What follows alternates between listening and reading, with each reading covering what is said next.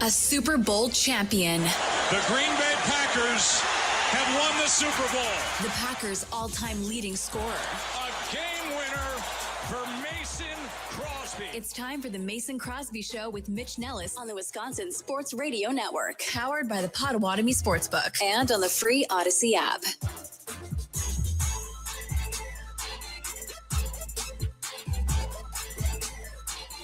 High noon and welcome in. This is the Mason Crosby Show. My name is Mitch Nellis, a.k.a. Thunder. Tommy Wirtz is here, and Mason is here. Brewers take 2 out of 3 against Arizona. Brandon Woodruff's been shut down. Huge soccer game tonight. Giannis is officially not going to be a member of the Bucks at some point today. The politics has entered into the soccer conversation. And if you are watching the Growth Law stream on YouTube and on Twitter and on Facebook and on Instagram, you see that the mustachioed Mason Crosby is in the house. How's it feel? Yeah, I don't know if y'all saw my post over the weekend. Oh, I did. The facial hair was elite this it was. weekend. And there were lots like wondering if that was actually me. So I think some of them were my kids. You should have seen my girls respond. Like whenever I came out and I had this facial hair and I did like a little, like I kind of put a little dye on it to make it really dark. Amazing. They were thrown. They did not think it was me. I had people commenting on Twitter, on Instagram. They're like, that's not Mason. you. Like there's no That's way. AI. That is AI So- Mason Crosby. Which I think the outfit came together. I don't know if you saw those were like beer, like koozie, like a holster. Got it. Around the waist. I mean, we go all out to celebrate our independence, and we really crushed it this year. Yeah, and you know what? Shout out to Nolan for letting you borrow his mustache for the rest of the week. Yeah, exactly. Nicely done. So Man, much it's working. Yeah. Like, Molly's not here right now, so I can get away with it. For She one more hates day. it. You know, I was going to ask. Like, She hates it. You're not getting any loving with that mess on your face, are She you? hates it so Yeah. much. Yeah, nobody's I've been getting told- near me. None of my girls are getting near me. I've been told by Mrs. Thunder, like the one thing that like she is like leaving the country is me and a mustache. Like she is gone. She'll leave. Yeah. She'll leave the country for that. Yeah. Okay, nice. By the way, I jumped She's onto not going to Instagram. Belgium, is she? I hope. Well, they got good waffles.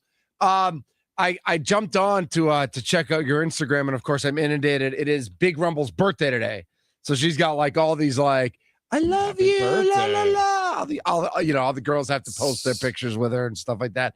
For sure. But awesome sauce. Happy 4th. Happy the days after the 4th.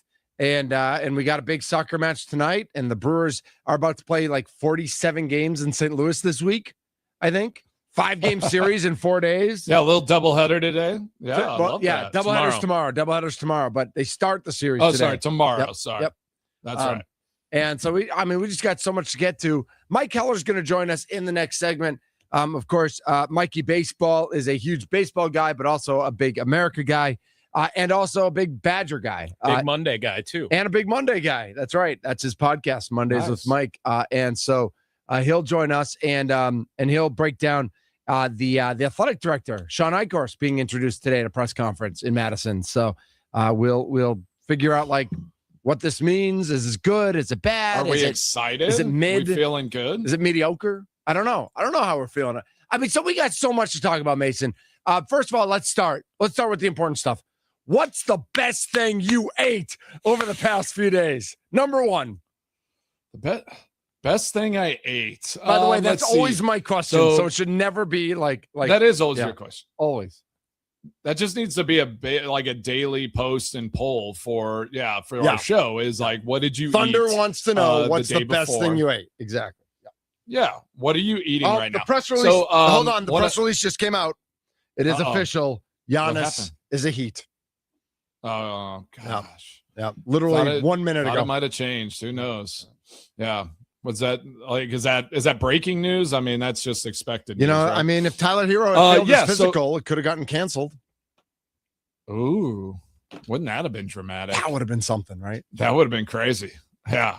I'm here for all the drama. I know, like, it's going to be hard for me not to just talk about Balogun and this USA soccer team this whole show, but I will hold it for minimal, for the right segment. But we had a good weekend, and the best thing we ate, one of my dad's coworkers, the guy that works for his company, comes out every 4th of July, John Paul, and he threw jalapeno poppers on the smoker. So smoked jalapeno poppers. He big jalapenos, sliced them in half, seeded out, cream cheese, put a grilled piece of steak inside, and then bacon on top. Yeah, Thunder, you would have died. I can't even. Yeah, they were ridiculous.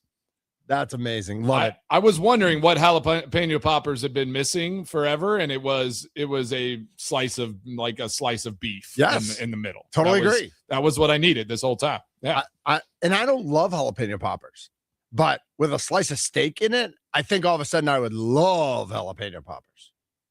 Wait, you don't love jalapeno? I don't love jalapeno poppers. I don't think I love pickled jalapenos, but I don't necessarily think it stands on its own. And that's why I think jalapeno and cheese as an accompaniment to a piece of steak. Now I'm all in. For sure. It's pretty amazing. Yeah. It's pretty amazing. Yeah. Nice. Awesome. And then are y'all hot dogs and hamburgers on 4th? Yes. Or what's your go-to? You got to do both. Yeah. Yeah. All the above. Both. Good watermelon. I mean, we went with all the staples. I mean, we had all the things. I think we had 30 people here, maybe more. And so my dad, we cooked so many hot dogs and hamburgers. It was ridiculous in the midst of our dirt. Who was on the grill? Pile battle that right. Who? My dad crushed it the whole time. He was crushing it. Does anybody else step in? Give him he fired it. He fired it up, got it rolling. I mean, just was throwing them out, as quick as possible. And then, we all helped out with sides and getting everything going. But my parents are awesome and gracious hosts, so they they crushed it this year. Love that. That is fantastic. What y'all do? This is the Mason Crosby Show. 414-677-1250 is the Nicolay Law Talk and text line. 414-677-1250. The best thing you ate. I obviously walked in the Whitefish Bay Parade because that's what we do. Everybody walks. And I was like half Thunder and half Junior Duke's fast pitch softball because got to walk with the girls, of course. But you'll be shocked to hear this, Mason. The best thing I ate on the 4th was at someone's house who I just met on the 4th.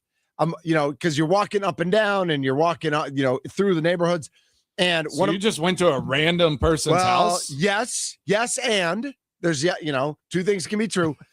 So one of my co-coaches, Dean, was there. And he's like, Thunder, what's going on? And I'm like, Dean, how you doing? Your wife, Chrissy, blah, blah, blah. And like, Mitch, you got to try the brisket. And I'm like, you say less. And then Adam, whose house it was, has a Traeger, and he had been smoking the brisket all day. And it's like, I'm here for the, and so I didn't move for 45 minutes. I just literally stood next to the brisket, just eating brisket. It was unbelievable. That was the best. That's the most Wisconsin, Midwest thing ever. Just going to someone that you've never met, go to their house. They're open the grill up, their backyard's full, and it's just come on and have food with us. I never fully experienced that until I moved to Wisconsin, where it's just if somebody's grilling out, and there's extra food, just go ahead and grab a plate. Not a big deal. No, I think it's fantastic. Tommy, best thing you ate? I'm a burger on the 4th of July guy. My sister had a cheese plate of any different type of cheese you could have had. So I had a couple different cheeseburgers. We had pepper jack, Colby Jack. Colby Jack's my go-to for cheese for sure. Yeah. But I mean, literally could add any type of cheeseburger you wanted, and that's all I needed. That's all I had. There was awesome. A Dorito taco salad. It was kind of a walking taco kind of thing. That was pretty good. Yeah, it was good. It was a good time. I was busy. During the day. I had to work at night. So we went to Cudahy. We went to Cudahy at 1 and then made it to my sister's in Oak Creek at 4 and then made it back here to work 7:30. Nice. Getting it done, Tommy. Yeah.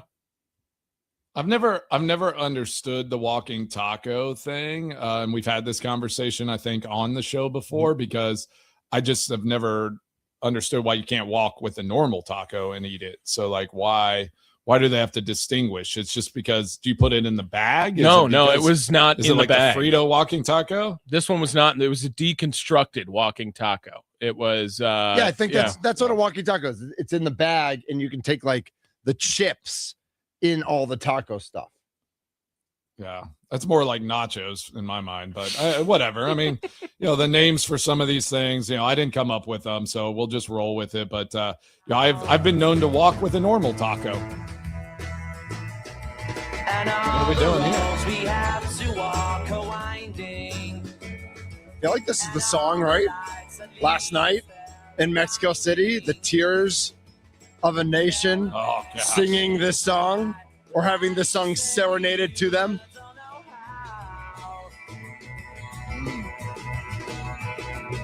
Because maybe you're gonna be the one. All right, you know why I don't mind England winning last night? Is because it happened on 4th of July weekend, and we still have our independence and won the war. So you can win a soccer match in 2026. That's great. We all know who the real champions are. It's America, right? Am I wrong? Yeah, exactly. We won wars against both those countries and pushed them out of our country. So that's I feel really good about what was happening over the weekend. And I did not want Mexico to win that game. Really? With every piece and fiber of my body. Really? Yeah. Why? I cannot stand Mexico national team. Okay. I'm sorry for anyone if they're listening, and it's nothing to do with anything other than just when USA it's and not Mexico politics. play. It's not the And people. it's the soccer. National team. It's right. just soccer. on the field. I just cannot. Yeah. And it's because I've watched USA and Mexico play so many times. I know a lot. It's I've watched some of these players on Mexico play, and it's you get to kind of know and personalities, how they react to things. I could not believe that this ref last night was not giving yellow card. Every decision, the players are in their faces. Yeah. They were in the ref's face. At some point, you just have to say, that's enough. Here's a card, step away. I was so upset about it. I'm just any other sport, baseball, football, bat, you cannot get in the ref's face and every time they're grabbing his arm trying to get his attention. You touch a ref in football, they're throwing a flag. Yes. You're getting a 15-yard penalty. Just throw it right out. I'm just that has to stop because it just looks it looks petty and it looks bad on TV whenever you just see the players up in the ref's face. All right, but Mace, I did want to see Mexico tie that game just because I wanted to see that stadium explode. You talk about how we like the chaos and the drama. If Mexico had tied that game in 3, that place would have been one of the most electric stadiums in the history of sport on earth. And I wanted to see that happen. I didn't. I did not. I did not. No, I mean, no, it's the fact. Yeah, I again, they're the host. They're one of the host countries. I get it, but the fact that they got to play through El Azteca blows my mind. Yeah. They got a home game. They hadn't lost there since 2013. They are dominant at El Azteca. It's a tough place to play. So give England a ton of credit for going in there and beating them and showing that they finally are utilizing the talent that they have and they're able to go and win these games.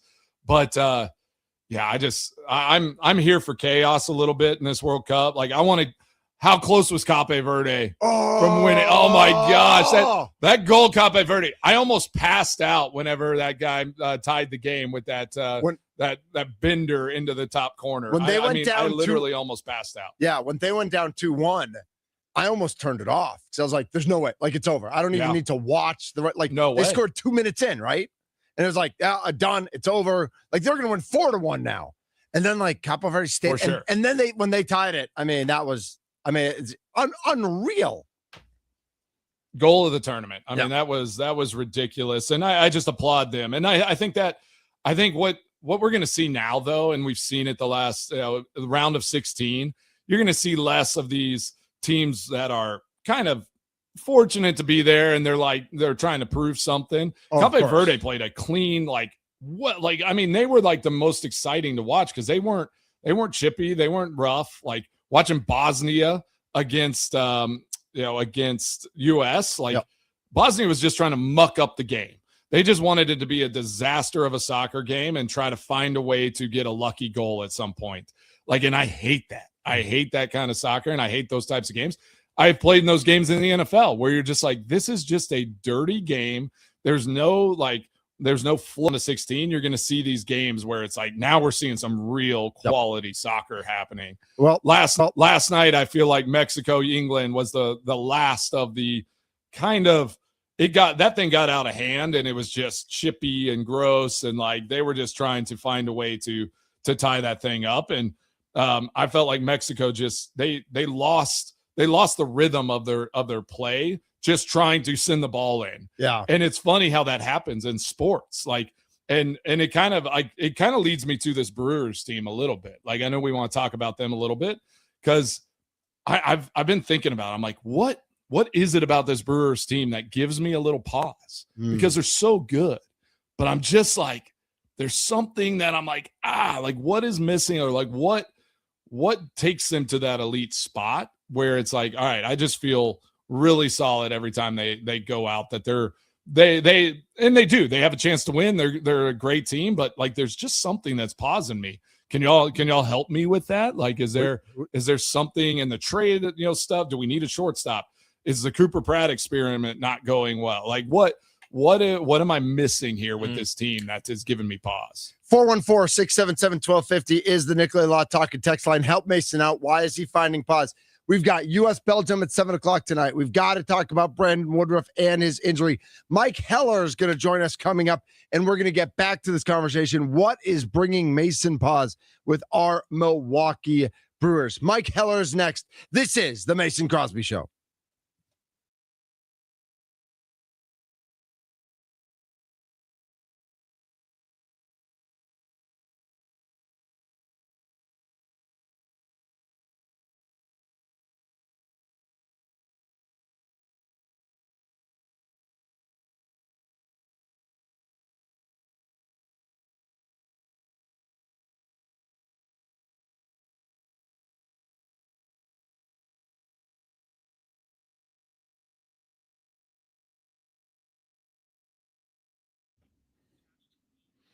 Wait, what?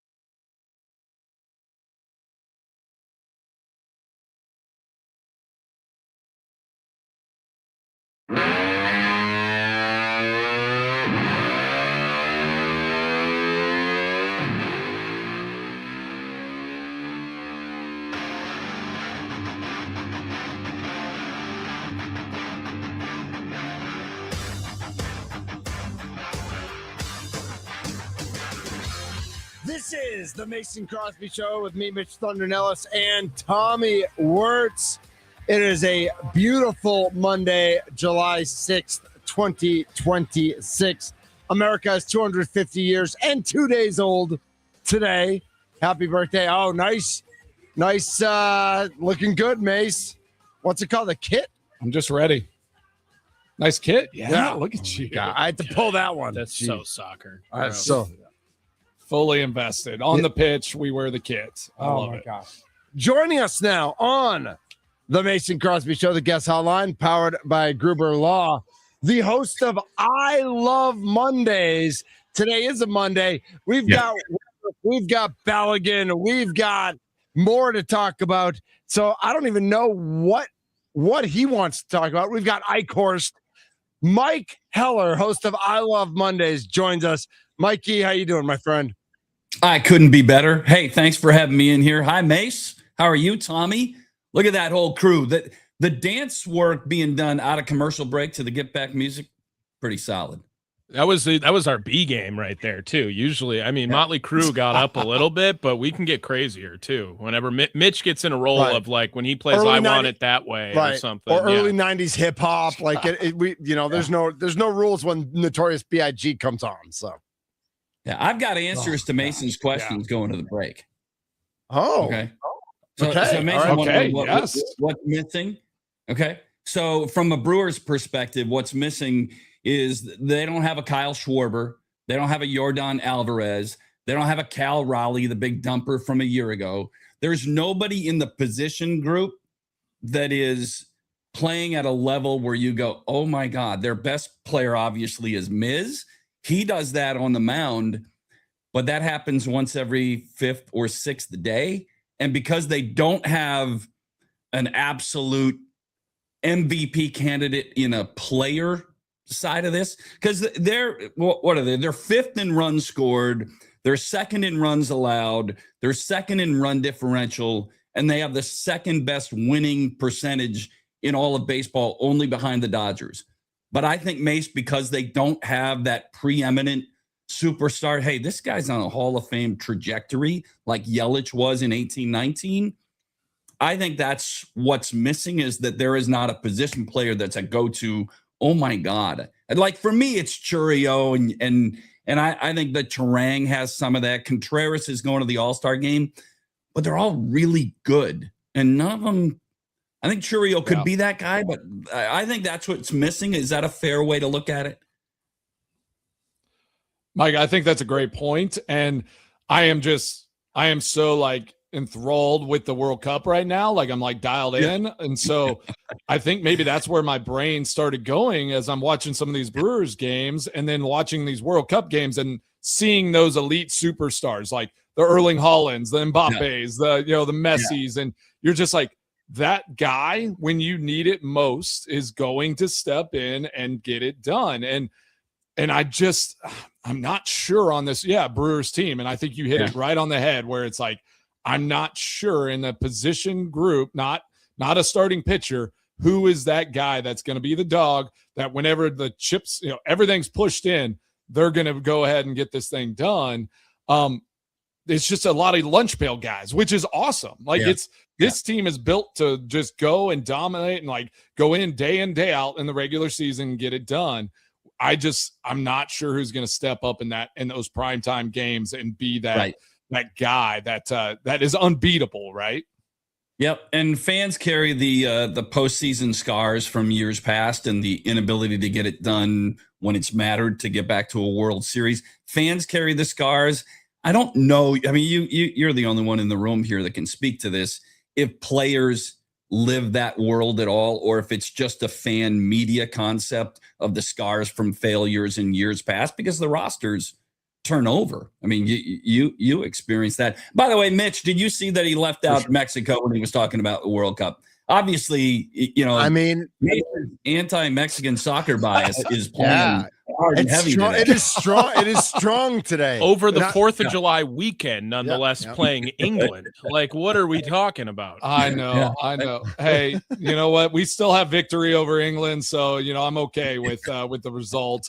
I'm a U.S. soccer purist through and through. So anytime Mexico is on that pitch, I just cannot cannot root for that team. I will say again, superstar on Mexico, Jimenez, like I don't dislike him, and I like the way he plays the game. Yeah. But I still, I can't root for him, man. It's in my blood. I cannot do it. I got you. I'm not fighting back. I just wanted to be acknowledged. Yeah. I love it. Nicely done. Yeah. Nicely So well, let's dive into some big news. You know, the Badgers have their guy. They got their AD and getting everything figured out. They have the general manager. They have all these things, in place. How are we feeling today about this Badgers program over there? Yeah, see, I'm probably in the minority, and Thunder knows me well enough on this side. The Sean Eichhorst hire doesn't bother me. It bothers some people because of the Bo Pelini firing and the Mike Riley hiring at Nebraska back in the day. Most people that are around the program felt like Bo probably needed to go. He wasn't super media friendly, and he was critical of the fan base from time to time. On the field, they were winning 9 games a year, which at Nebraska at the time seemed like, okay, we got to get back to 11 wins. Well, they've never gotten there. But the Mike Riley hire out of it was the mistake. Here's what I think, because all that really matters now is what's happening going forward. I don't think Sean Eichhorst is going to have to make a football coaching decision. I think Wisconsin will win 8 times this year, take that off his plate. And they have obviously, even though nothing's transparent, they have obviously dipped into a bank account or multiple to be able to spend money on players in the transfer portal, retention, Mason Posick, Cooper Catalano, and the future high school recruiting. I think they look very much the part right now. It'll be either proven to be real or not when they play 12 games this fall. But I think they're going to win 8 times. That takes the decision off the AD. And then I think they're rolling in the right direction. Now, if they win 7 times, now we have a gray area for the AD. Because if you win 7 times, sounds good, 7-5. But who are those 5 losses coming to? And more importantly, the 7 wins would be against teams that you're supposed to, in air quotes, supposed to beat. So I'm hoping that Sean Eichhorst has no decision to make anytime soon. Basketball is in a great spot. Hockey on both sides in a great spot. Volleyball is kick-ass. Women's basketball is, it's got a chance. It's just a football question. And I think they're in a really good spot as Eichhorst steps in, but we'll see what happens this fall. Mike Heller joining the Mason Crosby show, talking Badgers sports, talking all things sports. But so you think 8 wins. All right. I know Tommy didn't make a reaction, but I know he's just stewing inside. So I kind of want to get Tommy's take on how they get to 8 wins I'm here. I'm hammering the under, Mike. I'm sorry. First of all, I don't listen to Mike. How do you trust any recruiting class? They've been the best 2 recruiting classes in Badger history the last 2 years. I've listened to that the entire time. Nationally ranked. They suck at recruiting the state now. They've got away from the roots in that way.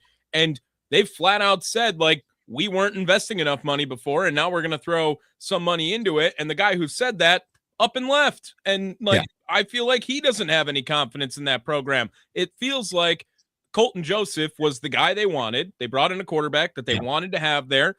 And they've done that the last 3 years, and it's blown up in their face on top of it. So until I am proven wrong, I am on the underside of it. That's how I feel about it, Mike.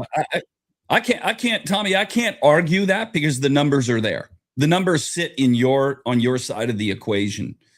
I like the quarterback room that they have. I like Colton Joseph a lot, but it was at Old Dominion. So you got to see what happens. I think we're going to learn 2 things. One, on September 6th on a Sunday night at Lambeau against who I think is going to end up being the number 1 ranked team in America going into the season, Notre Dame. You're going to find out a fair amount there. And then the road game to open the Big Ten at Penn State with Campbell, their new head coach that went from Iowa State. So you're going to learn a lot in those 2 games because you should win the 2 that are in between. So, yeah, Tommy, I can't fight you on it, and I wouldn't just because the numbers stack in your corner. However, I thought the way they played the back half of last year was the recruiting class. It was Posa, it was Catalano, it was those guys, and they won games with the worst offense that Wisconsin has put on the field in forever. Ever. Non-Morton. Yeah. Right? Absolutely. So And Posa's a I think they'll be beast, better. right? Posa is the face of the organization now. He is absolutely the face of Badger football, and I love the mindset that he has. That he's like wants to be there, right? He is all in, and he's not going anywhere else. I'm sure that every year he's going to get a re-upped offer from somewhere else to see if Ohio State or Michigan or whoever wants to pay him. And as long as he's here, go ahead, build the team around him. I just know that Luke Fickell, the only thing going for him is, to your point, Mike, to go off of what you were saying, like the team didn't give up on him. And at least they have that going into this season. But what a terrible start where, I mean, they're going to be 20-point dogs all day against Notre Dame to start the year. And if they don't get to us, oh my gosh, Mike, no way. Yeah. If they're 20. You set the line, Tommy. You tell me where we are. Well, okay, I'll find a line here, and then we can talk about it in that way. But I like the Abu Sama pickup. The offensive line, I just feel like, is a shell of what Wisconsin's offensive line usually is. I want to be a big fan, and I am a big fan. I want to root for success with this team. It's just that they now have to show me that they are willing to play in this era of college football. Yeah, and I think, to your point, they haven't shown that, and that's not a Luke Fickell issue. That was a Chris McIntosh issue. And before he leaves, he tries to do it the right way, but then he leaves. They are doing financially, at least, again, without transparency. You know what I love about them, Tommy, and we're not going to see it till we see it, is that they now have a quarterback they have more than one quarterback who will run. And I think you win in college football when you look to throw and then run from the quarterback position. And if you could do that, I think defenses suddenly have to respect what your guy under center or from the shotgun will do with his legs. They had a 0 legs guy, and I think they made the wrong decisions on the quarterbacks the last 2 years, even if they didn't get hurt. And I just think now they're into the game to have a quarterback who, when the first option isn't there, he will run. And to me, you run with Abu Sama, and then you run with your quarterback, and you put pressure on defenses in ways. Wisconsin, just other than Russell, they've not had a quarterback who is willing to use his legs or capable of using his legs in that way. Sure. And I just think that when they landed Mordecai a couple of years ago, that was the answer. Like, Tanner Mordecai in the portal was the most excited I've been since Russell Wilson for a transfer quarterback at the time. Yeah. And maybe it was the last one that happened, but still, Mordecai at SMU, it was like, oh my God, he's picking Wisconsin of all places. Yeah. And then they couldn't protect him. And if we got another running quarterback out here, the injury at the quarterback position the last 2 years has also not been a favor to Luke Fickell's tenure at Wisconsin to this point either. But I have to see something. They're 20.5 on some other sports books that we will not name because they're not the Potawatomi sports book. All right. And Tommy, right now I would take the 20.5. I mean, you know what? I love it. I hope I'm wrong. I hope I'm wrong, Mike. I hope I'm wrong. 47.5 is the over under. The Badgers, I think, will give up 47 in that game. Oh, wow. Wow. Tommy. Wow. Hey, Mike. The other side of that look, Tommy. I appreciate your at least like hopefulness and positivity here, Mike, because with Tommy on it, like anytime the Badgers football program's brought up, it's like they're not going to win more than 5 games. Like, fire everyone, get this thing, just start clean. So I'm an optimist by nature whenever it comes to sports. I'm like, okay, like they're building something. Let's get this thing going. And then if it doesn't happen, like you go and you play the games. If it doesn't happen, like what do you do from there? Right. Like, with what they have done, it is one of those now. You got a new AD, you have all these things. if they don't get the job done, somebody's going to have to answer, because it's like do seemingly have the pieces to go and at least win 7-8 games and get to a good bowl, at least for this year with how the schedule looks. Yeah, I said this earlier. Based on, I think the AD has to make a decision. I think it sits on his desk, and I don't know which direction he goes, because this team this year against this schedule ought to win 8. If they win 7, I think he stays, but you have a decision to make. If he wins 6, I don't think there's a decision to be made. I think that Sean Eichhorst was hired to make that decision. If you win 6 times, I think you have a new head football coach at Wisconsin next year. I would sit on that all day. I would believe that that's the deal. And 7, you have a decision to make. Do you think if they start out 1-2, that'll be the last game Luke Fickell coaches? Well, sure, yeah, because if you lost to one of the directional schools, you play in week 2 and 3. That's the only way you get to 1 and 2. Yeah, right. Gosh, do I think I'm not ruling that out? I'm not ruling it out, but I'm just saying, like, would it be it if they lose to one of those schools, Mike? You can't be like, we're going to win 8 games. You're not firing a head coach on your 3rd game. On September 24th, you're not firing your head coach. I mean, they've had multiple years now to deal with it too. You have to know the circumstances that happened, but sure. Come on, Tommy. In this vein of thinking, like it goes into my brain on, goes to the Packers, right? And it's like the same kind of mindset, like with the team that is built there, and if they go out, and Tommy.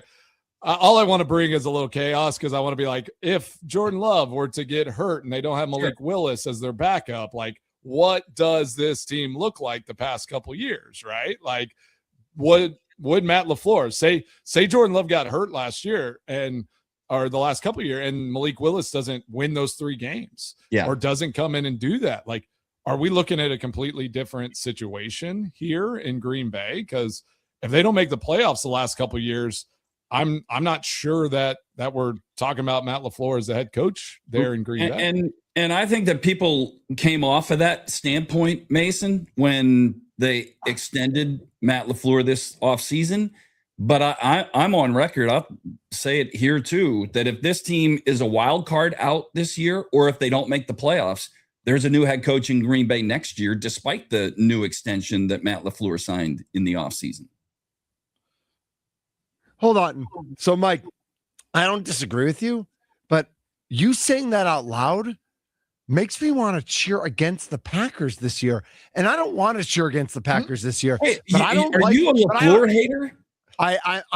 Yeah, I think I am. I am a LaFleur lover. Dude is so good looking that I would, I love that the ladies. You want an ugly head coach, is what you want. I want an ugly head coach. Yes, I do. Fat, gross. Like, come on down. I want the mustache worse than Crosby's. I want a guy. You want get much worse. Back in Green Bay.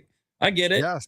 Yeah, because Matt LaFleur's dumb face is not as fun of a dumb face as if another coach does it. When you look over to the sideline and he has a dumb face because he has no idea what happened, it's like I'm even more angry at his face. Yeah, I just don't, Mike. I just don't think he's a great coach. Like, I think he's a good coach, and I think he's always going to be a good coach. I think he has no idea how to manage end of game situations.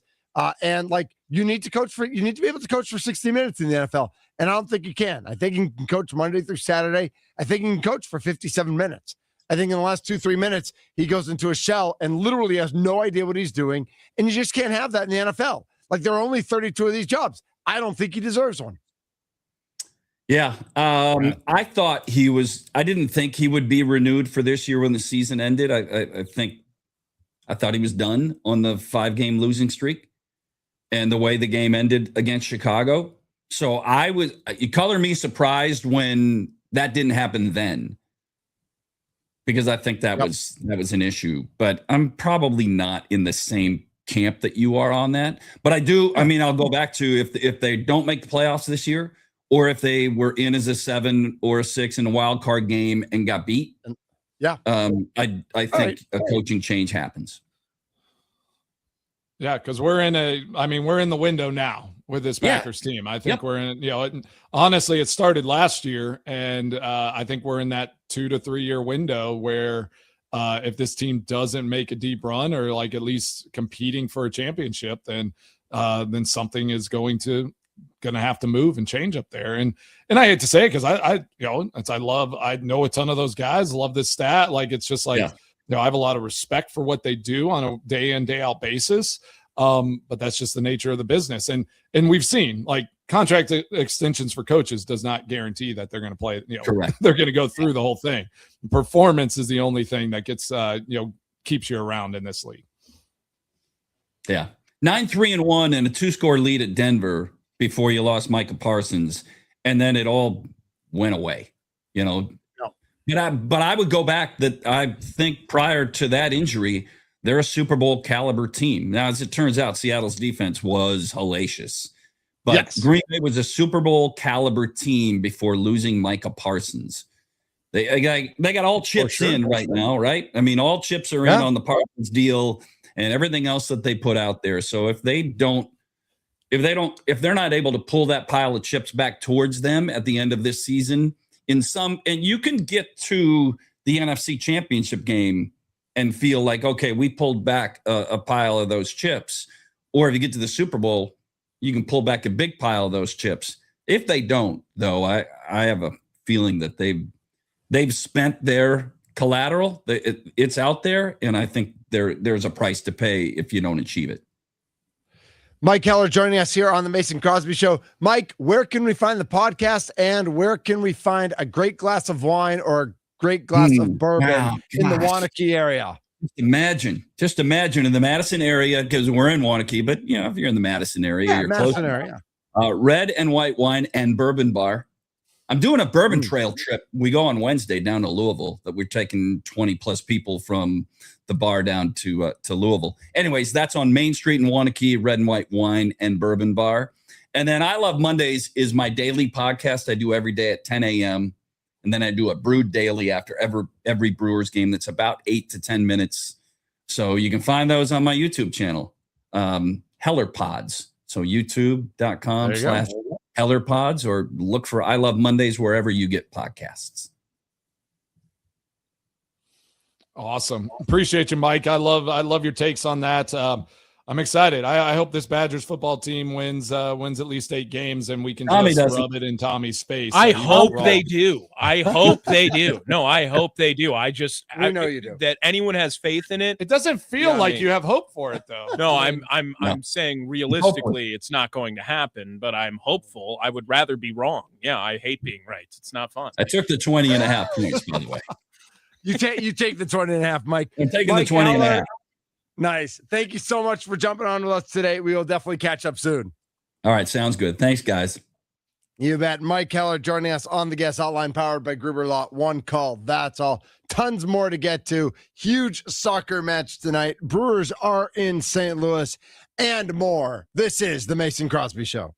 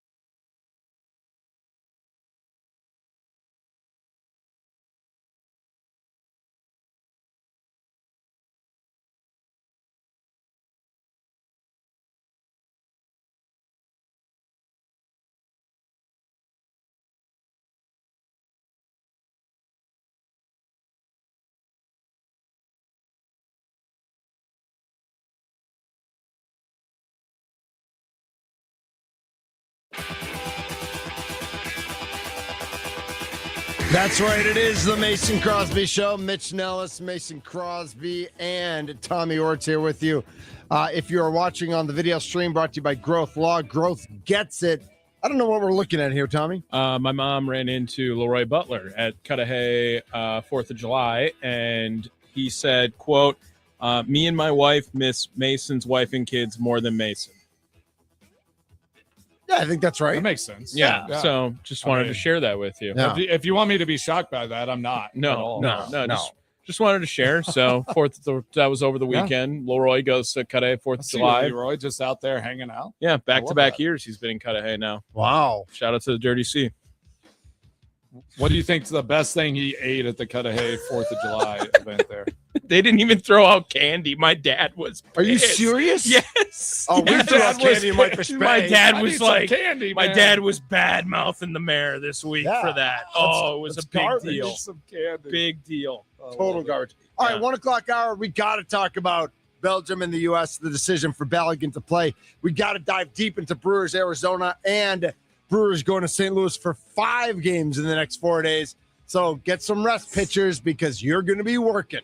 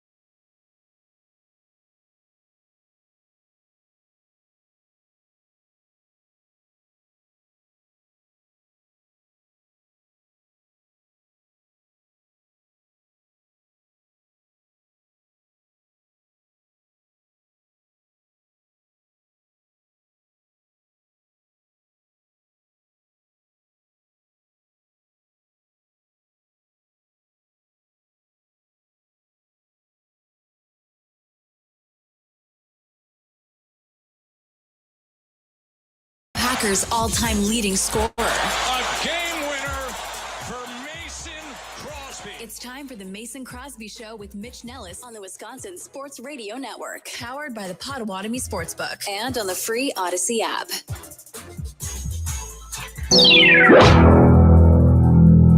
Breaking news here on the Mason Crosby Show. My name's Mitch Nellis. His name's Mason Crosby. Tommy Wirtz here as well. FIFA rejects Belgium request. Balogun still clear to play versus Belgium. FIFA has ruled a request from the Belgian Football Federation for an explanation of Fuller and Balogun's suspended red card as inadmissible, meaning they have no grounds to appeal the decision, and the United States forward remains cleared to play against them in Monday's World Cup round of 16 match. How you like them apples? Those aren't waffles, Belgium. Gosh, we're like USA's team is just all up in their dome right now. I mean, there is just so much mental gameplay going on already there. I want to read this statement from the FIFA president, because there's a lot of outrage, like, oh, Trump called and interfere and all this, but he makes a clear statement, which I think is important information on how this process works. We're going to get into good one. He says, I have seen. What's that? We're gonna get into it good on this one. Okay. I've seen the public comments regarding the decision of the independent FIFA disciplinary committee related to the suspension of Florian Balogun, and I would like to reiterate a fundamental principle of FIFA's governance. FIFA's judicial bodies are independent. They operate autonomously, apply the FIFA disciplinary code, and decide cases based on the applicable regulations, the specific facts before them. Their independence is essential to the credibility and integrity of football, and this must always be respected. Yes, I regularly discuss matters related to FIFA World Cup with the President of the United States, and on this matter, I did receive a call from President Donald Trump, just as I received calls from heads of state, government officials, football stakeholders, business executives from around the world on many different issues. During our conversation, I explained that there was an ongoing legal process involving FIFA's independent judicial bodies and that the case would be decided in due course by the competent bodies. This is how FIFA's system works, and it is principle that I always upheld. Mm-hmm. So, I mean, that feels like a pretty clear statement. Like, this was a loophole. Like, there is a rule in place that they can waive a suspension if the governing body wants to, right? So unless you believe he's a lying sack of dung, and absolutely that Trump and his friends had an influence on this decision. I think there's somewhere in the middle. Like, it can be, you can say it's independent, but you can still say the FIFA president got a call from Trump or Trump's buddy or whoever, and that had sway in the decision, in something that's never happened before in the history of the World Cup, but it happens this year in America with Trump being involved. Yeah. So you believe that there was pressure enough that the FIFA president said you have to overturn this? Or the FIFA president. But why does it not happen? Like, why is it not in place? My issue is VAR. The fact that now that you have VAR and you have like video evidence of things happening, and like you can go and review it just like you can in the NFL and other places. Like, there's three people sitting in a room looking at the same thing. Like, there should be a monitor. If you show me that clip and I'm just a casual person watching and like at least know what like a red card should be, I'd say that shouldn't be a red card. Right. Like, maybe it should have been a foul. Like, yeah, it was a little aggressive. But it's like, in no world is anyone saying that's a red card. So the issue is more of the review process in that. And there are people saying that even there, how the play happened, they didn't call a foul and like give a yellow card in the moment. So they actually shouldn't have been able to stop footage and do like slow-mo like replay of that event. Like, there are rules in place on how VAR can be watched and ruled upon in that as well. So agreed. It was egregious on the field. So like, I mean, I'm fine with it. I'm like, let Balogun play. And if I'm Belgium, like, you seem soft. Like, wouldn't you want to play against the best team and show that you're like good enough to get through through this team as a contender in the World Cup? Like, give me their best players. I'm going to go beat whoever's on the field. Like, that's my mindset. Yeah, go ahead, Tommy. I agree with All right, Tommy, everything. what you Yeah, thinking? Mason, for the record, I agree with everything you said. And like, I feel like I can 100% see all the sides of this. Like, I totally agree he should play. I totally agree it shouldn't be a red card. I totally agree Belgium is soft. I also totally agree that Trump got involved. And I totally agree that FIFA is one of the most corrupt organizations in the history of Earth. It makes the NCAA look like God-fearing choir boys. It's kind of similar. I'm not to arguing the with NCAA. you there. I Yeah. mean, the previous FIFA coach or president literally got fired, and because he was taking money directly from countries to try to get them No, to be I host nation. actually Qatar literally changed the whole schedule. I mean, that was the most corrupt World Cup in the history of the planet. I'm also going to say that the NCAA and FIFA are a lot more alike, actually, here, because all you have to do is complain enough until you get your way, and then you know, Sorsby's eligible, right?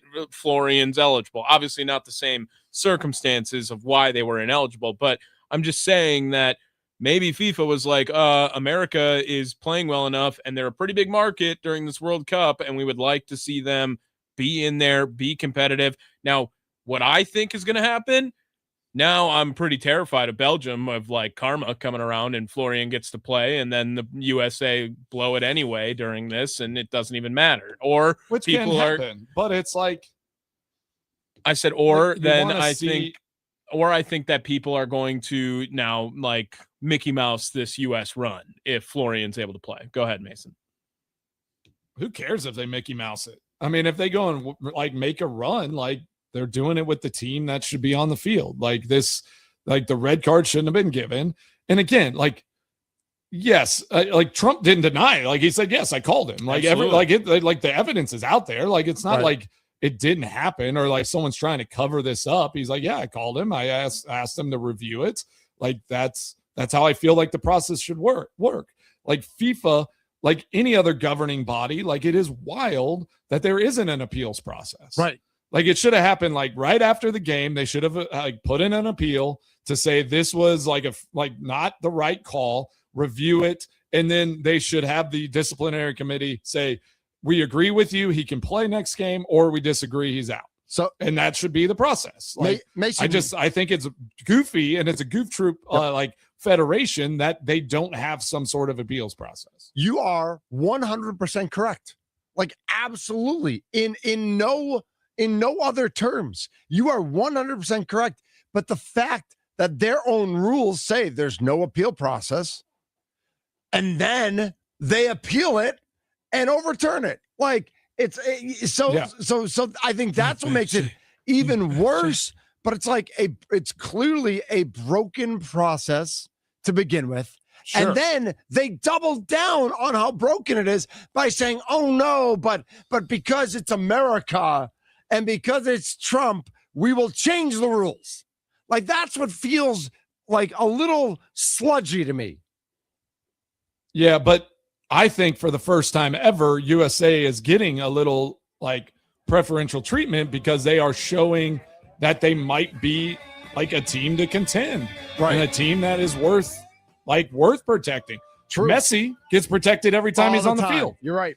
Other teams, other countries, other players, superstar players get protected all the time before it gets to this point, right? Yes. Like great point. I mean, you watch guys get fouled, like different things, like they're calling things all the time. Messi literally pushed a guy in the back, stepped on the back of his heel, like no call, no yellow card. If that was any other kind of just middle of the road player, if it had happened to Messi, the guy's getting a red card and possibly asked to leave the country. You know, it's like there are favorable things, and they want to see the game played with the best players, and they want to see it done right. Like it, is that a little dirty at times? Sure, but like I want to see the best players on the field. Like we want to see it done correctly. Well, and I also, Mason, I lost my brain on Thursday about how corrupt FIFA was and how much I hate FIFA because I think they had it out for the Americans. Because I think FIFA as an organization hates America, and they want and they don't want Americans to be good at soccer. and that soccer's never really taken off in America the way the rest of the world thinks it should have, or the respect for the sport or whatever it means. So again, I think all these things are true. I think FIFA hates America. I think Trump and America did put pressure on them. I think FIFA's rules are horrible, but I also think they broke their own rules for America. Like, it's so crazy. It is a disaster, and there needs to be. I love it. You don't like this, Tommy? No, why are we playing he's music? Freebird. He's playing Freebird. I was playing Freebird under. Oh, we're just rants. Freebird now. Okay. No, I agree with that as well, and it is wild. But I do think there is also a piece of FIFA that says, "Man, what has this World Cup been?" And like the attention and the money and the energy that's coming from this. Yep. Like, maybe we should consider that we shouldn't just dog on like American sports and American soccer and like what this fandom can actually bring to world soccer across the board. Maybe it's time to recognize USA as a soccer country and get this thing going. Oh, you don't think so? We have so many, like, literally, if we just think about the mass of like fandom in this country, if you just like had, I mean, like how many fans of England there are, like, if just a piece of America is like support soccer, it's going to be a bigger fandom than most of these other countries can support their team and their national team. So I think there's space for all of it, and I think we're seeing it in this World Cup right now. It's going to catch the exact same buzz that USA Hockey got, and then it's going to die. That's exactly what's going to happen with this. This is I don't think so. This buzz is a million times bigger than hockey. Absolutely, it's going to way bigger. So then the crash is going to be even worse. Like, it's going to get that might be. They're getting all this hype for this big it's not the same national hype. You're on the wrong plane. No, you're on the they're wrong not. plane. I'm telling you. No, you're in separate universes. I don't think it's the same. Tommy, you're in separate universes. The buzz for hockey was not even close to what this is right now. Okay, fine. The It's not even Olympics, close. whatever it is. Like, it's just going to be another USA thing, and then everyone's going to hate it in 2 months. No one's going to care again. I don't think so, because I actually think you're true. going to see. I think you're seeing Especially if they lose MLS tonight. and women's soccer in the country like are actually going to surpass NHL here at some point. Like the popularity of those two, like it was supposed to the happen women's 30 years soccer ago. league and the MLS, Right. It was supposed to happen 30 growing years to that ago. popular. It was, but it is happening now. It is happening. Let's go to the phone calls. Full phone lines right now. Started off with Tommy in Bayview. Tommy, you're first on the Mason Crosby Show. Second hour of the show. What's up, Salt Lake City? Good afternoon, gentlemen. How are you, sir? What's up? I'm doing okay. First of all, let me paraphrase. Let me clarify what I'm going to say here. I am the most anti-establishment person who may ever call your show. Great. Yeah. Secondly, Let's go. I can't stand soccer, and I'm mad at myself for even calling in on a soccer topic. I'm mad at you. I'm mad at you. Let's go. I do not think, and I can't believe I'm saying this either, that Trump was wrong making this phone call. Fair. I actually support that decision. And I think he's just catching crap because it's Trump. Nobody would have said anything if it was Bush who did it. I don't even think or if he's Clinton had catching. made the Hold phone on, call. Tommy. I don't think he's It's catching the crap. process. I think Yeah, it's I just think like the process and the FIFA president are catching more cramp than Trump. I agree. I don't care if it was Trump or Biden or Clinton or Reagan or Bush or Adams. They all should have made the call. I think it's FIFA. Right. FIFA's the FIFA problem. here. is a problem, Yep. and everyone knows that. And there's just they don't have a good system of how they handle all these types of situations. If this was hosted in Spain or France or wherever, those president, like the leaders of those countries, would have made the same phone call. They would have done the same exact thing, and that's just how that's how it works. And it should be above board. Like the president of FIFA should say, and it, like his statement, whether it's truthful or not, like he said the words, like there is a process. I have no say in it, but yes, the FIFA has historically been an issue and has been broken over time. Well, the head of FIFA is going to have to get screwed into the ground when he dies. They He's all back. do. Right. Well, and the previous one was even worse, right, Mace? Yeah. Oh, yeah. He got fired for corruption and for taking bribes and taking money under the table. Like, it's a disaster. And, it's how we feel in USA about like NCAA. I feel like is how a lot of the world views FIFA is like, You appreciate that we have World Cups. You appreciate that we have the game, but you don't trust them, and you think that they do a poor job across the board most of the time. Thanks for the call, Tommy. 414-677-1250 is the Nikolai Law Talking text line. Next up is Matt in New Berlin. Matt, you're next up on the Mason Crosby Show. Hold on, Matt. Matt, start over. I didn't have you up. Go ahead. Oh, okay. Thanks for letting me on in the first place. There's a couple of things I think you guys don't quite understand because I don't think you follow the game. Well, Mason does. One I of the don't three of follow us it. does. Wait a minute. Just hold on, Mitch. One of the things I'm just correcting Matt. I'm just correcting you because you said something incorrect. Yeah, I follow it closely, only but one yeah, of you- go ahead. I only want to one hear. of I you want to hear guys your did. take. Yes, Mason follows the game. Tommy and I admittedly do not. okay. We're teaching here. Though. Listening to the broadcast of the guys, the announcers to the game said that there is no appeal process, but every red card is looked at because of how important it is. And the guy said red card punishments gets postponed or pulled or changed all the time in every league, in every major league.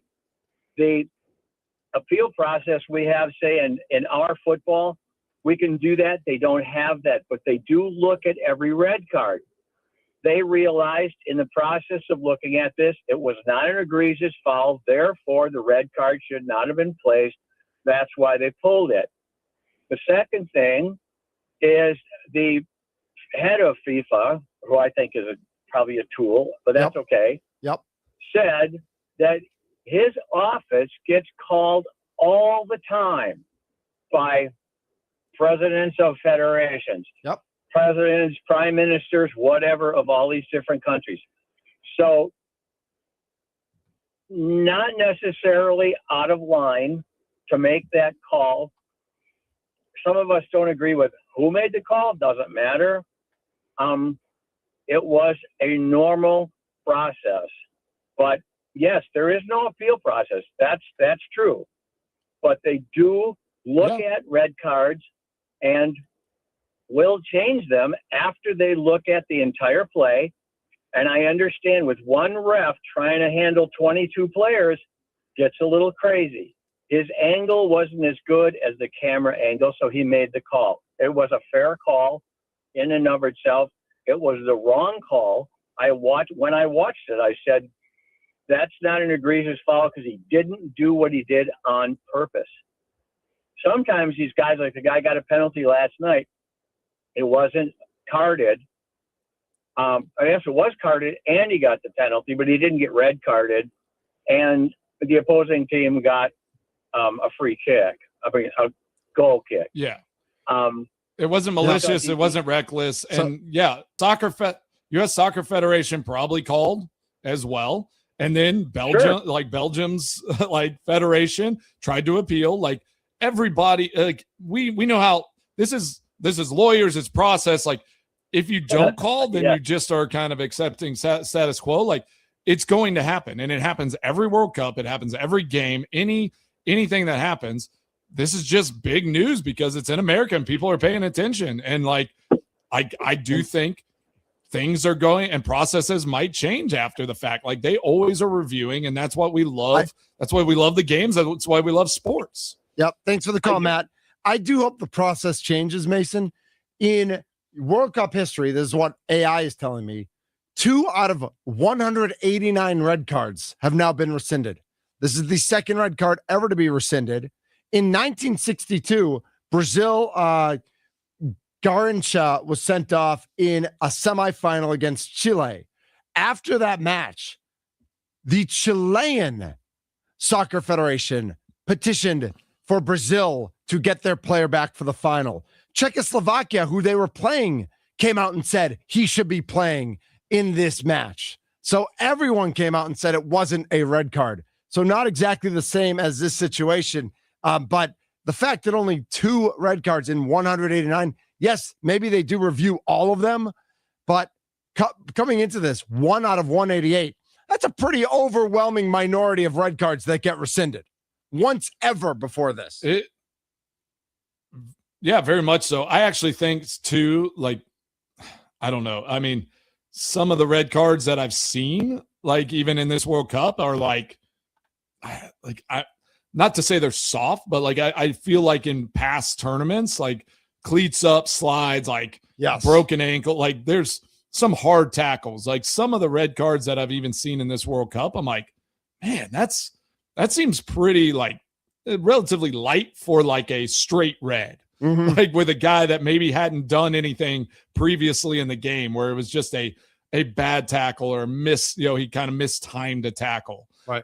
So some of these red cards, like I even think with VAR, with all of the tech that they're using now, like some of these red cards might be a little softer than they were in the past, because prior to VAR, like it needed to be pretty egregious to call a red card. Like you had to see it and it had to be like, wow, that was vicious. And there was malice behind that tackle to get a red card. I don't love how soft it appears. Adam is in South Florida. Adam, you're next up on the Mason Crosby Show. Hi there. As fired up as we are about our player being reinstated, if still were Belgium's red card and the president of Belgium called and reversed FIFA's decision and allowed that player to play, how do you think America would react? I mean, I'm like, if I see it, like, I'm just like, I'm always let him play. Like, I want to see the right call be made. Like, I want to see like it, like what it should be, like be done. Justice in my mind is key to this. So it's like, I didn't think it should be a red card in the game, whether it was a Bosnian player or an American player. Like, I just want to see the right call be made. And let's not put that narrative out. Like, we don't have information that's anyone called and like made this happen. Like, I don't like that rhetoric where it's like, Trump called and like forced the president of the FIFA to like change this decision. Like, I want to believe and hope that that's not the case in this, but who knows? It could be. Like, maybe there are pipelines where some pressure and all these things can make decisions. But yeah, I think Belgium, just like they did, and they tried to appeal this decision, like it would have happened on the other side. Mm-hmm. England today and all of it, they're calling, and because they had a red card last night against Mexico, they're going to call and have that reviewed and like want that red card to be revoked as well.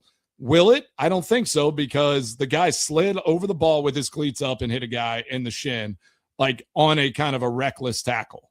Like, to me, that's a completely different situation than what Balogun got into. So when you watch soccer enough, you kind of can tell whenever things are egregious and malice versus just like an unfortunate tackle and situation. So I'd like to think that like I would be like, hey, like, justice has prevailed. Like this Belgian player did not deserve that red card, and he's going to play in this game, and let's go out and beat him anyways. That's my mindset whenever I view these games. How would you feel if it was on the other side? No, I think that's a great point, Mace. I think that 414-677-1250, the Nicolay Law talking text line. How would you feel? I love Mason. I love your take of like, listen, if it was an unfair red card on the other side, I want to see I want to see the best of the competition. Like I want, and I do think there's a little bit, but Tommy's right. Like I can see Tommy's face. There's a part of me that's like, you know what? I want to move on.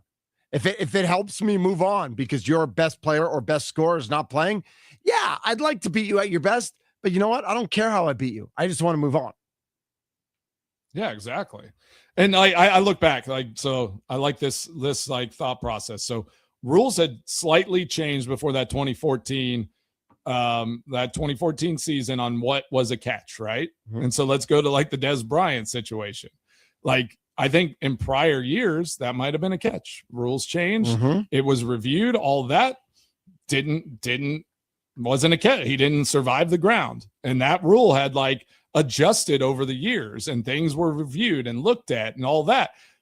Packers fans are really excited and happy about the situation.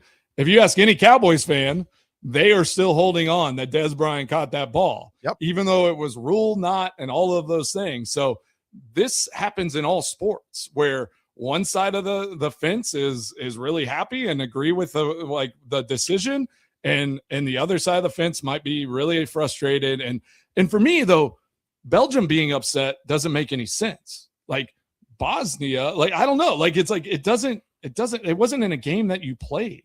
How does it like affect you until you play the game, right? If Balogun goes and scores 4 goals, then maybe they can be upset, but you haven't played the game yet. So go and play the game, and then you can be upset after. Don't psych yourself out, right? And if it feels a little bit like Belgium is psyching themselves out of this one. Well, they've already said like, oh, if Balogun's playing, do we not do we not stand a chance? Like, I guess I'm just like I get confused on injecting yourself into something that didn't even like affect your. It hasn't affected you at this point, right? Like you haven't even played the game yet. So my thing is like if Belgium had played and like or Bosnia had gotten the red card and they were appealing it and saying like that shouldn't have been a red card, we might have won that game had we not gotten the red card. Or if Balogun had gotten the red card and USA had lost, and then something had happened, and like then they like reviewed it, like then we would have all been like upset about that, right? So there's so many things that happen all the time in sports that one side of the fence is mad about and one side is really ecstatic about. Sure, let's go play the game. Let's cheer on this U.S. men's national team tonight. And who cares? Who cares what happened in the last game?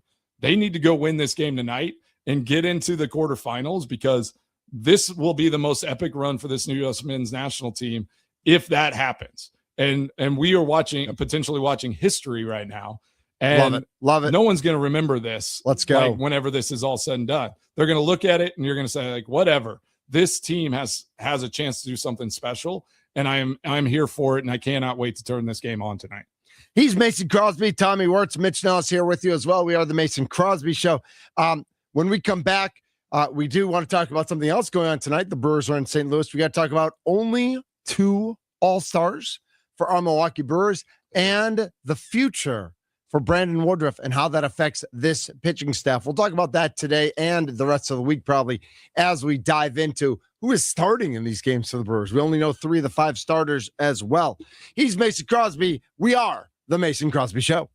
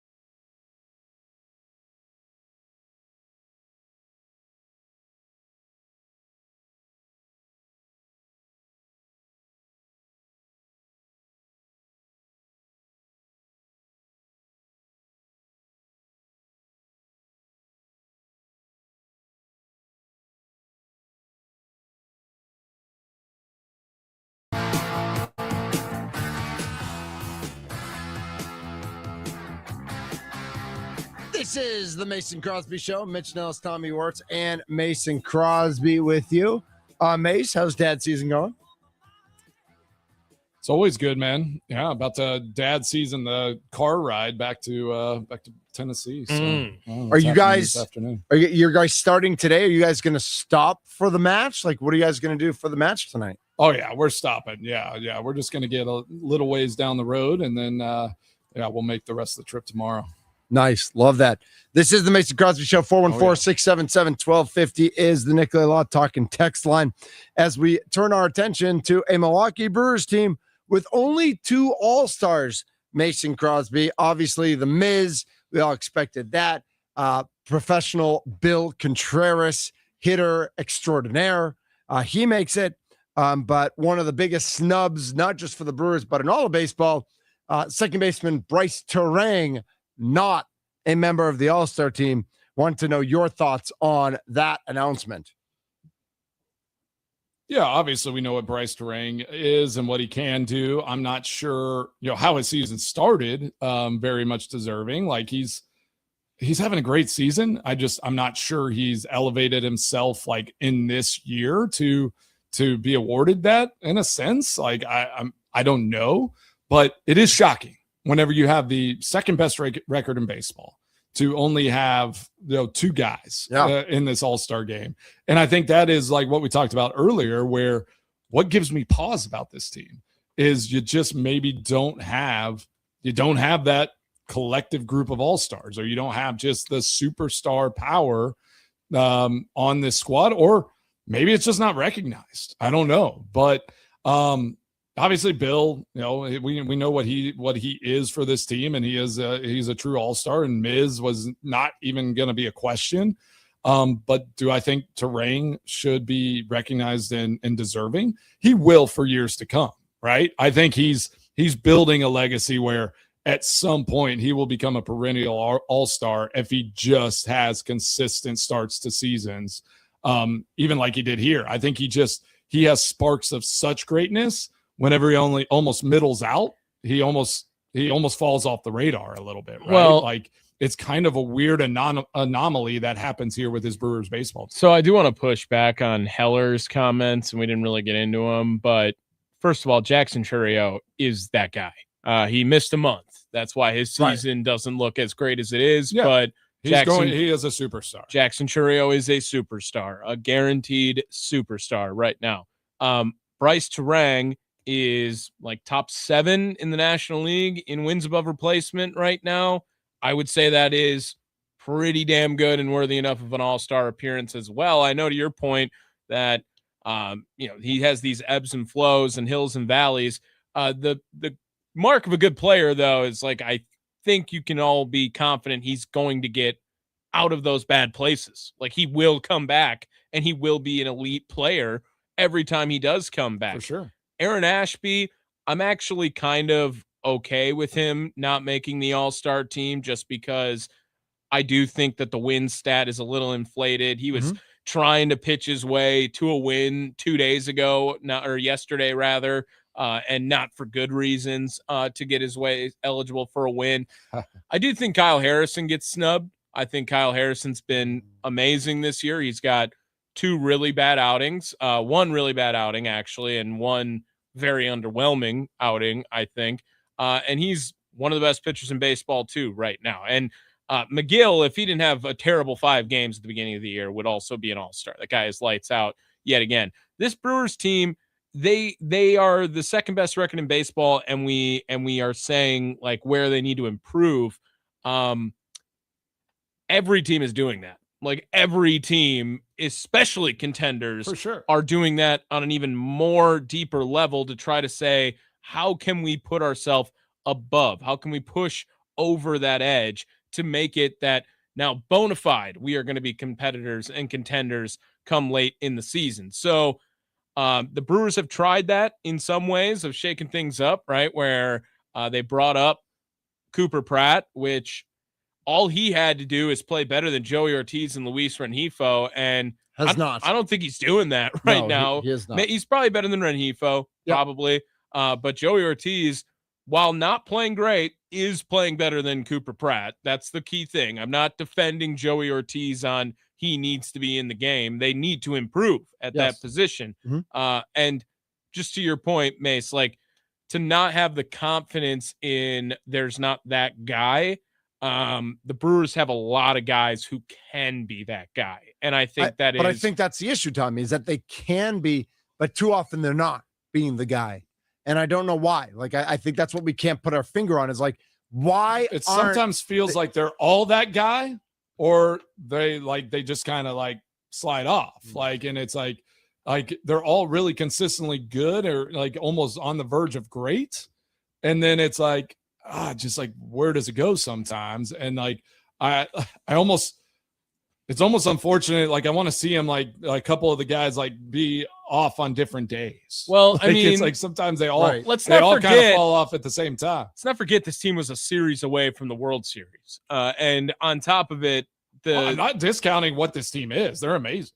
Yeah, and right now, I mean, Garrett Mitchell like is hitting 320 over the last 40 games or something. Jake Bauers is the best offensive player on this team right now. Bryce Terang has a 7 or 8 game hitting streak going. Contreras is an all-star top 300 guy. Like, I am not all in on the entire overthrow that is needed because they can't win a World Series. They have made some adjustments. There's no need for an overthrow. No, sure. no. And what about with like, where's the Murph bump for you?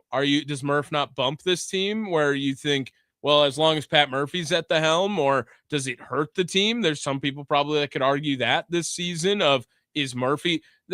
It can't be a good thing that the lineup is different every day. I'm just saying that it cannot be a good thing. Just too much tweaking. Sometimes. And I love Murph, and I think that he fires the boys up and gets guys to play to their best of their ability.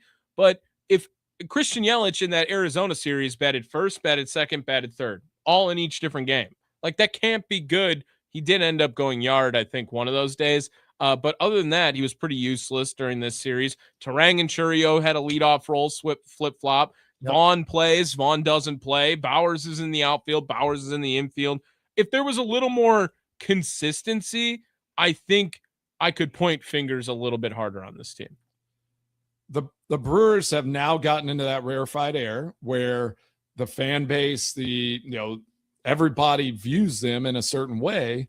And so expectations are a lot higher, right? Like, which is a privilege. There is an expectation, which is a privilege. It's like, I remember runs and there in Green Bay where there were teams where it's just like that expectation gets so high that it's a good thing though, but it is one where like I'm talking about a 55 team win at this point, like a winning team that you're kind of like, is there more there than what they're showing? And that says so much about this organization and what they've been able to accomplish. It's not necessarily even a knock on them. It's just more like, now the expectation has gotten so high. Like I'm even from this seat saying like, man, like, is there a little more that they can nibble at and like find that like one little thing that gets them to a World Series, gets them that World Series win. And I think it's not a bad thing. I'm not saying it's a bad thing. I think it's just one of those where it's now they are in this position where they have created a culture and an organization that expectation is sitting there, and we're all like just waiting for that next piece and that next moment to take them into that elite status. So talking about that culture and that expectation, we only have a couple minutes left in this segment. We've been talking a lot about the hitters, and we saw Brandon Woodruff leave a start with the same shoulder injury. He came back for a couple, but wasn't we don't know what the future is going to tell for him, and if he can come back again, or if he needs another surgery, or if this is it.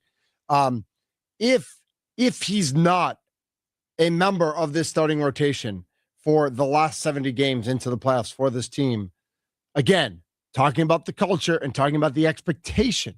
Yes, there's still a 95 plus win team without Brandon Woodruff, but is the expectation of a team that can contend for and or play in and or win a World Series affected by his injury, and is a move necessary if he is truly out?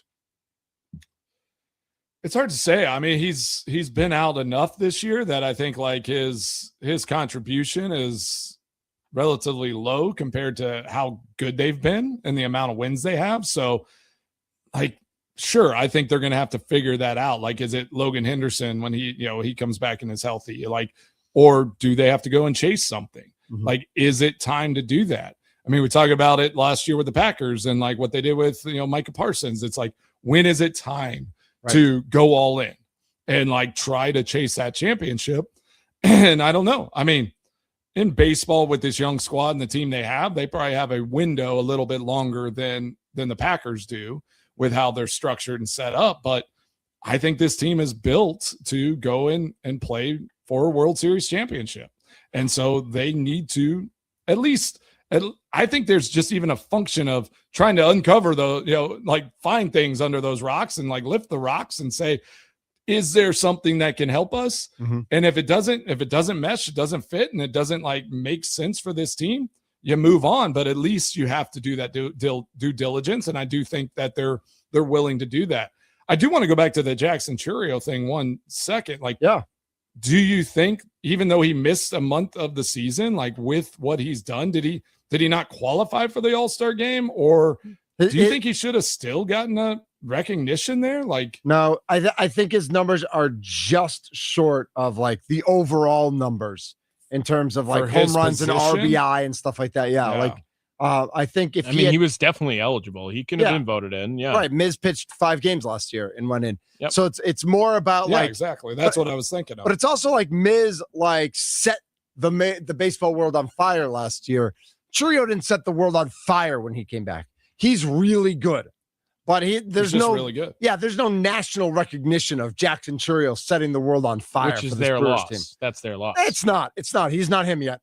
He's not Who him. on this? Who He's made not. the All-Star game that you would say like isn't deserving? Is there a player on this team that's like they just made it because of name recognition or I mean, there always are. career I mean, stats, things do we like want to that. look at the first Like, base? who on this roster? versus Or no, Jake let's look at the Bauer's outfielders stats? versus Churio.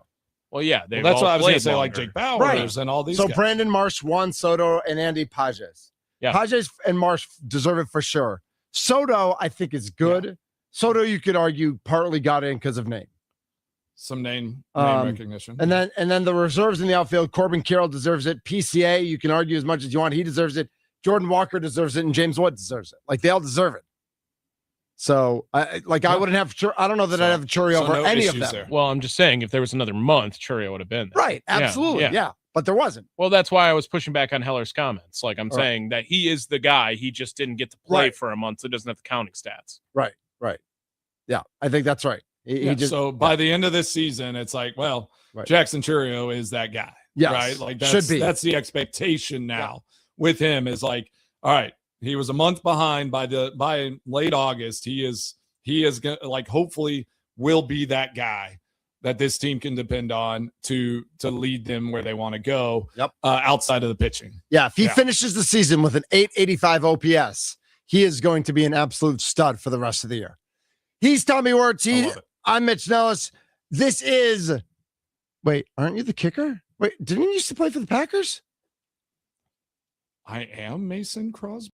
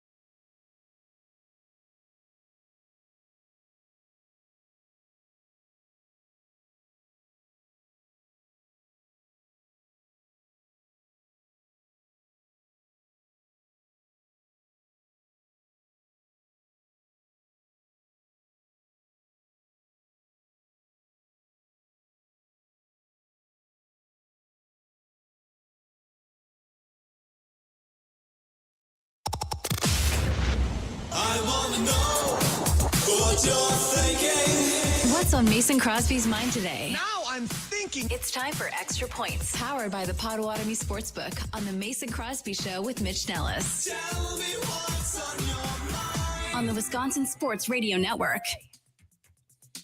All right. Great Monday here on the Mason Crosby Show. Thanks, fellas. Hope everyone had a happy 4th of July weekend.